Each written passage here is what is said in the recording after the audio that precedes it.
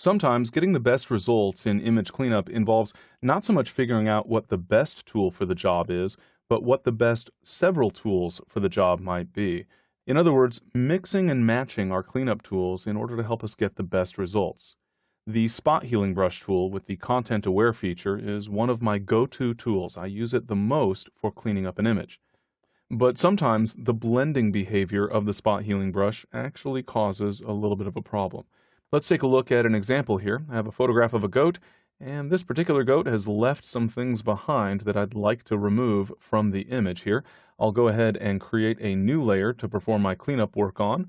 I'll click on the Create New Layer button at the bottom of the Layers panel, and then I'll double-click on the name of the layer, and I'll just call this Cleanup so that I know that this layer was used to clean up some blemishes from the image. I'm going to start off with the Spot Healing Brush tool just to illustrate some of the shortcomings that the blending behavior can create. I'll go ahead and choose the Spot Healing Brush tool, and I'll zoom in on this area of the image. And you can see if I paint across these goat droppings in order to try to remove them, that I get a bit of a blending, and that can sometimes be a little bit problematic. In essence, we get a blooming effect. We get sort of a smearing of tonal values or colors, and that obviously doesn't work very well. I'm going to press Ctrl-Z on Windows or Command-Z on Macintosh in order to undo that last cleanup step, and I'm going to start off with the Clone Stamp tool. Now, the Clone Stamp tool doesn't perform any blending. That means it's on us to try to make sure that we're matching pixels as closely as possible. That can be a little bit of a challenge. But by mixing the Clone Stamp tool with the Spot Healing Brush tool, we can oftentimes get a very, very good result without all that much effort. So let's go ahead and get started with the Clone Stamp tool. I'm using the All Layers option, and I've turned off the effect of adjustment layers, even though at the moment I don't have any adjustment layers. That's just a good setting to use in general for the Clone Stamp tool. I'll then hold the Alt key on Windows or the Option key on Macintosh, and then click on an area that I think represents a good source of pixels for my cleanup work. I'll then move the mouse out over the area that needs to be cleaned up, and I'll click and drag. And generally, when working with the Clone Stamp tool, I'll work with relatively short strokes of the mouse, in part so that I don't overlap the same area multiple times.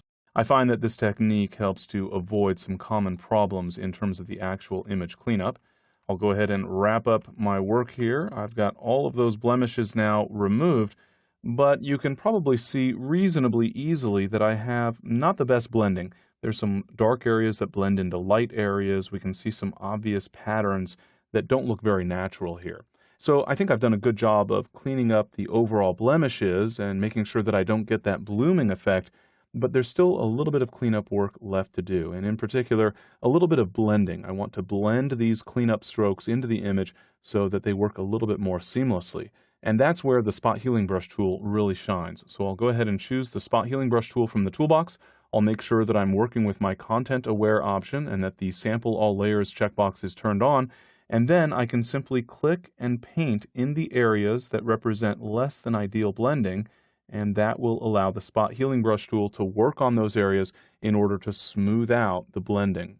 I'll go ahead and turn off the cleanup layer so we can see the before version, and then turn that layer back on so we see the after version, and I'll zoom out and repeat that process again so we can see those spots magically disappear, leaving us with an image that is quite literally cleaner than when we found it.